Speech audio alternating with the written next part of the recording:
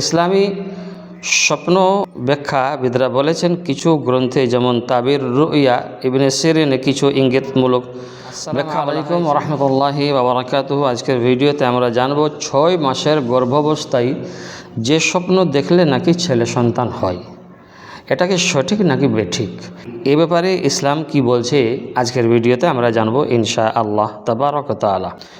আমরা প্রথমে বলবো আল্লাহ তাবারক ওয়া তাআলা আমাদের পালনকর্তা, যিনি আমাদেরকে নিজ ইচ্ছায় যা দেওয়ার থাকে দিয়ে থাকেন, এবং আল্লাহ তাবারক ওয়া তাআলা তিনি বলছেন যে আমি যাকে ইচ্ছা কন্যা সন্তান দান করি, যাকে ইচ্ছা পুত্র সন্তান দান করি, আবার যাকে ইচ্ছা কিছুই দেই না। তো এটা হলো আল্লাহ তাবারক ওয়া তাআলার দয়ার উপরে। কোরআনে কারীমে আশ-শূরা 49 নম্বরে।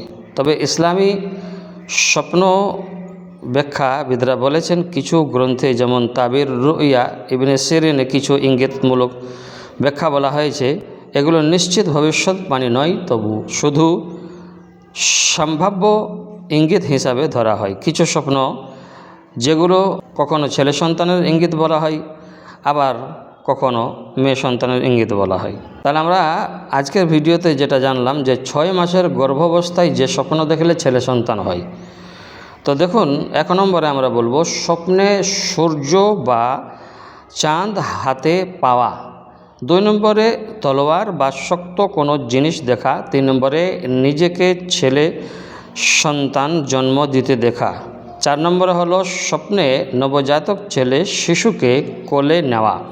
এখানে গুরুত্বপূর্ণ বিষয় হলো অনেক সময় ছেলে দেখলে মেয়ে এবং মেয়ে দেখলে ছেলে হওয়ার তাবিরও করা হয়। অনেক স্বপ্ন শুধু মনের চিন্তা বা অনুভূতির প্রতিফলন হয়ে থাকে, তাই স্বপ্নের উপর ভিত্তি করে সন্তানের লিঙ্গ নিশ্চিত করা এটা ইসলামের সঠিক নয়।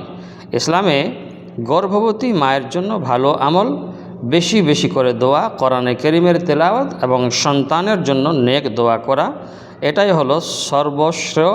কেননা স্বপ্নে ছেলে সন্তান যদি হতে দেখে তো ছেলেই হবে, আবার মেয়ে সন্তান হতে দেখে তো মেয়ে হবে, এমন কোনো ইসলামিক কালচার কৃষ্টি নেই। তাই আমরা বুঝতে পারলাম।